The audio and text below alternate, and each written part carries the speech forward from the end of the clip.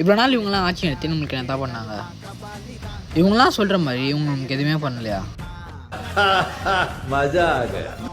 இந்தியாவிலே முதல் முறையாக போக்குவரத்து துறையை தொடங்கி வச்சது இவங்க தான். ஏசியாவிலே முதல் முறையாக கால்நடைத்துறை மற்றும் விலங்கியல் பல்கலைக்கழகத்தை தொடங்கி வச்சது இவங்க தான்.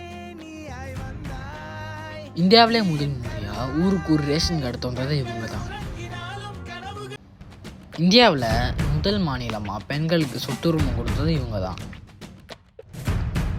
பெண்கள் காவல் படை, டாக்டர் அம்பேத்கர் சட்ட பல்கலைக்கழகம், உழவர் சந்தை போன்ற பல திட்டங்களை டிஎம்கே ஆட்சியில் தான் கொண்டு வந்தாங்க.